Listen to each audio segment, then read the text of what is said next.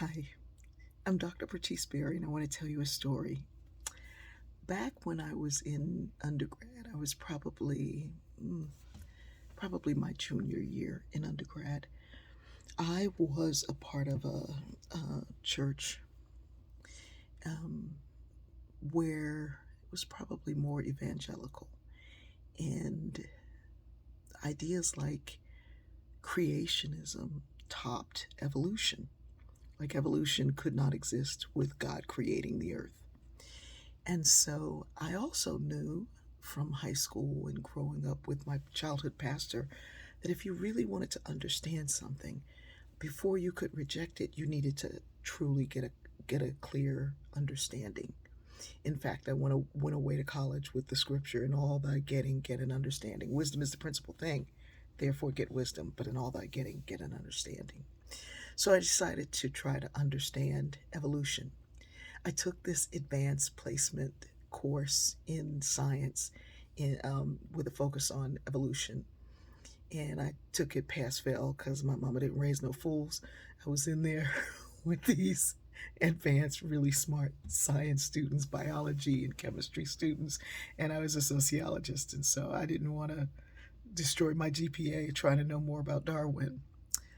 From the very first day of class, I was slapped into the awareness that I ain't know nothing. I realized from the very first day of class when the professor said most of Darwin's ideas were rejected because he was a fierce abolitionist. Huh? Huh? Darwin was seeking to create a science that pointed us, all of humanity, back to one common ancestor. He was more bothered when he went to the Galapagos Islands. He was more moved, bothered, influenced by the horrors of slavery than he was by the blue-footed booby.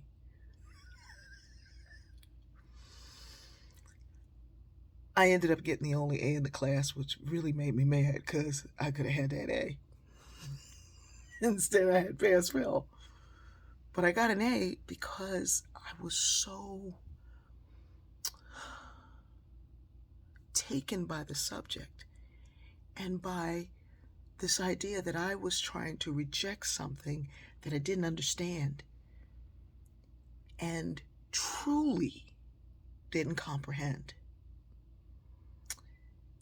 It has enabled me to see throughout my life that too often we reject an idea on the principle of who it came from or where it came from or what we think it is without really knowing what's behind it. Darwin's work was interpreted a great deal by Huxley, who, was a survival of the fittest dude. And Darwin really emphasized love and humanity. He carried one of the medallions that I now collect, those medallions that were carried by abolitionists, created by Wedgwood, to show others that you believe in this idea that we are all connected, and that if I destroy your light, I'm destroying my light. Darwin wasn't an ally.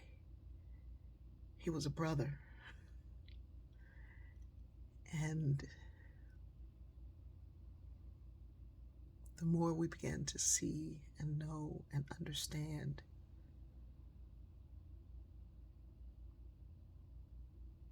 the more connected we can be.